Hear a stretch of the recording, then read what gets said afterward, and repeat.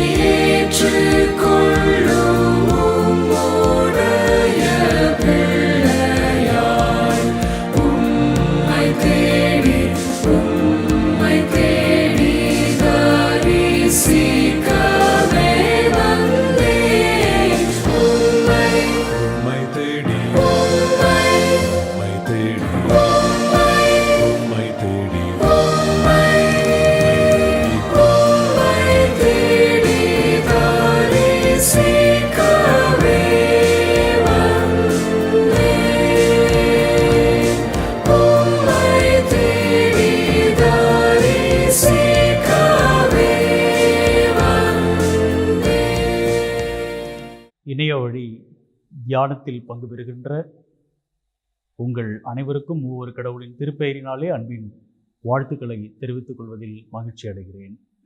இந்த நாள் தியானத்திற்காக தெரிவு செய்யப்பட்ட இறை வார்த்தை எரேமியா இறைவாக்கின் நூல் 15ஆம் அதிகாரம் 20ஆம் வசனம். எரேமியா 15:20.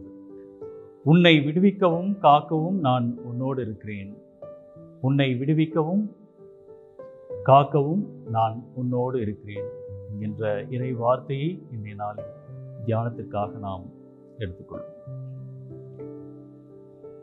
எரேமியா கடவுளோடு புதுப்பிக்கின்ற ஒரு நிகழ்வை இந்த பகுதியிலே நாம் பார்க்கிறோம். எரேமியாவினுள் ஒரு ஆன்மீக போராட்டம் நிகழ்கிறது.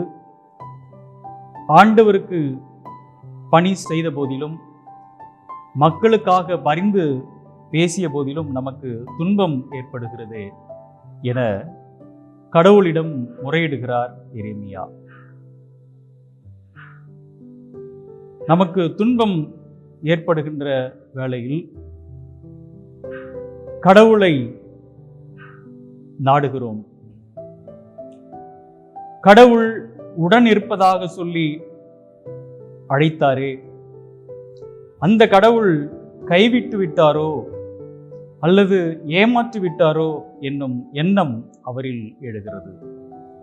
இறைவன் தமது உடனிருப்பை மீண்டும் உறுதி செய்கின்ற பகுதிதான் இந்த எரேமியா 15ஆம் அதிகாரம் முழுவதும் நாம் பார்க்கிறோம். சீடர்களும் கூட ஆண்டவரோடு பயணிக்கின்ற பொழுது அவர்களுக்கு ஏற்படுகின்ற ஒரு போராட்டம்.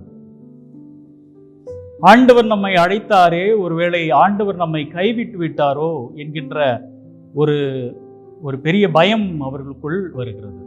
கலிலேயா கடல் பயணத்தின் பொழுது சீடர்கள் அந்த படகில் அந்த புயல் காற்றுக்கு மத்தியிலே அவர்கள் புலம்பலோடு பயணிக்கிறார்கள். ஆண்டவர் அந்த படகின் அடித்தளத்திலே தூங்கிக் கொண்டிருக்கிறார் என்று நாம் பார்க்கிறோம். அந்த படகுக்குள் தண்ணி நுழைகிறது, புயல் காற்று அடிக்கிறது, தங்களுடைய வாழ்வு முடிந்து விட்டது என்கின்ற சிந்தனையோடு கூட அலறி கத்துகின்ற அந்த சீடர்கள், ஒருவேளை ஆண்டவர் நம்மோடு இருக்கிறார் என்கின்ற அந்த எண்ணம் அல்லது அந்த நம்பிக்கை இழந்த ஒரு சூழலில் நிற்கின்ற அந்த சீடர்கள். ஆனால் இங்கே ஆண்டவரை பார்க்கின்ற பொழுது அந்த அலைகள் மத்தியிலும் புயல் காற்றுகளின் மத்தியிலும் அவர் அசந்து தூங்கிக் கொண்டிருக்கின்ற ஒரு நிகழ்வு. இவ்வளவு சத்தங்களோடும் இவ்வளவு கொந்தளிப்புகளோடையும் ஆண்டவர் எப்படி அவரால் தூங்க முடிகிறது என்கின்ற கேள்வி நமக்குள் எழுகிறது. ஒருவேளை அவர் செய்து வந்த அந்த திருப்பணியினுடைய களைப்பு அவர் தூங்குவதற்கு காரணமாக இருந்திருக்கலாம். ஒருவேளை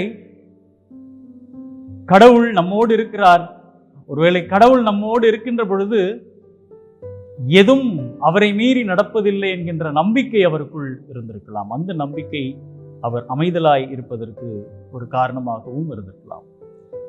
சற்று ஆழமாக இந்த இறை வார்த்தையை நாம் சிந்திக்கின்ற பொழுது அதில் மறைந்திருக்கிற இறையியலை நாம் உணர முடிகிறது. இயேசு கடும் காற்றுக்கு மத்தியில் அமைதியாக தூங்குவது சாதாரணமான ஒரு நிகழ்வு அல்ல. அது இறைவன் மீது வைத்திருக்கக்கூடிய ஆழமான நம்பிக்கை. இறை பராமரிப்பில் முழுமையாக நம்பிக்கை வைத்திருக்கின்ற ஒரு மனிதன், தன்னிகரற்ற விசுவாசம், கடவுள் மீது நம்பிக்கை இருந்தால் சீறி எழுகின்ற அலையும் பொங்கி எழும் கடலும் ஒரு பொருட்டல்ல என்பதுதான் அது நமக்கு உணர்த்துகின்ற ஒரு பாடமாக இருக்கின்றது. அந்த நம்பிக்கை விழித்திருக்கக்கூடிய சீடர்களுக்கு இல்லாமல் போனது. ஆனால் தூங்கிக் கொண்டிருக்கிற இயேசுவுக்கு இருக்கிறது. கடவுளினுடைய வல்லமை, அந்த வல்லமையை தாண்டி இந்த உலகத்தில் எதுவும் நடக்காது என்கின்ற ஆழமான அந்த விசுவாசத்தில் அவர் அங்கே இருப்பதை நாம் பார்க்க முடிகிறது. பிரச்சனைகளும் துன்பங்களும் நாம் அன்றாட வாழ்வில் இருக்கக்கூடிய ஒன்றுதான். நம்மை பயமுறுத்தக்கூடிய ஒன்றும் அதுதான்.